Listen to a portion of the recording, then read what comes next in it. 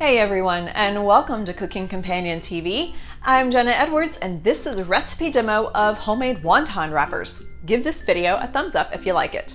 I'll be frank, this recipe is a lot of work. We don't make wonton wrappers for the convenience. Some of us like to do a little dough work at the end of an intense week, and for those of us, we can add this task to our breads and pastas. With a good aquafaba, I think this could easily be a vegan recipe. So without further ado, let's jump in. We need to thoroughly whisk 1 egg with 1/3 of a cup of water until all the egg white clumps are gone, so about 1 minute or until it's good and frothy. Same for using aquafaba. Whisk it together with the water for about a minute. Then take a large bowl with 2 cups of all-purpose flour and half a teaspoon of salt and combine. Make a well in the center of the flour and slowly pour in the egg and water. I found that using a chopstick is really useful when mixing a wet dough. It's good at spreading the water throughout the dry ingredients so you have fewer clumps of wet spots to break up. Once it's shaggy, you'll need to get your hands in there. If the mixture is too dry, add 1 teaspoon of water at a time until you have a pliable dough.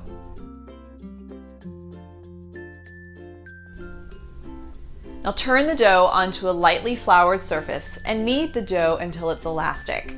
My dough was still pretty dry, so I didn't flour the surface. Now this should be a clue that your dough is still too dry. I didn't realize this until I had spent a few minutes kneading it and noticing how dense and hard the dough was, which meant it wasn't developing elasticity. You'll need this elasticity to roll out the dough thin enough for a proper wonton. Now I struggled with rolling out my dough, and in hindsight, I could have used a touch more water. So to summarize, if you find your dough isn't slightly sticky to the point that you need to flour your surface, add another teaspoon of water and keep kneading. I spent nearly 10 minutes kneading this dough, which is on the longer side of things.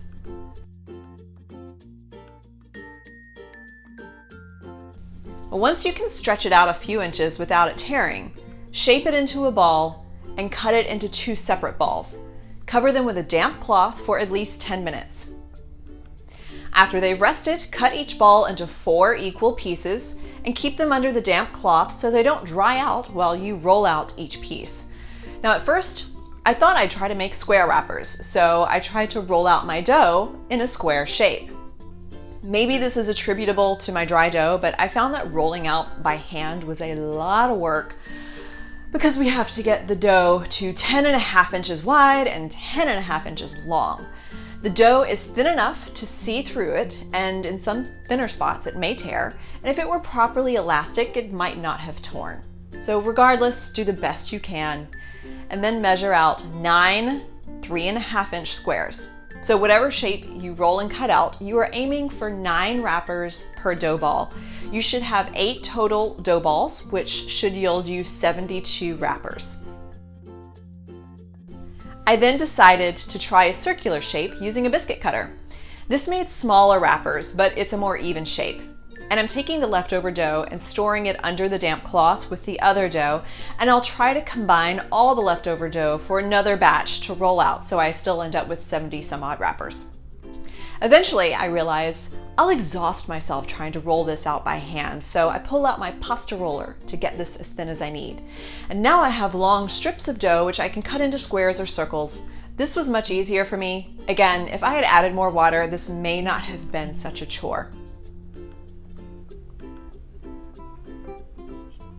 My wrappers weren't sticky at all, so I was able to stack them while I rolled out the others, but you may need to sprinkle some cornstarch on yours or separate each layer with parchment paper so they don't stick together.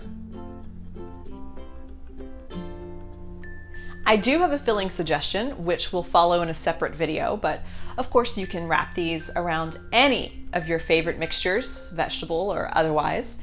These freeze quite well, so even if you don't yet know what to do with them, you can stack them up and store them in a freezer in an airtight bag, and then let them thaw completely before using them. That's it for this recipe demo of homemade wonton wrappers. Get the ingredient list below or at cookingcompaniontv.com/wonton wrappers. Give this video a thumbs up if you like it, and subscribe to this channel for more demos just like this. I'm Jenna Edwards, and thanks for watching.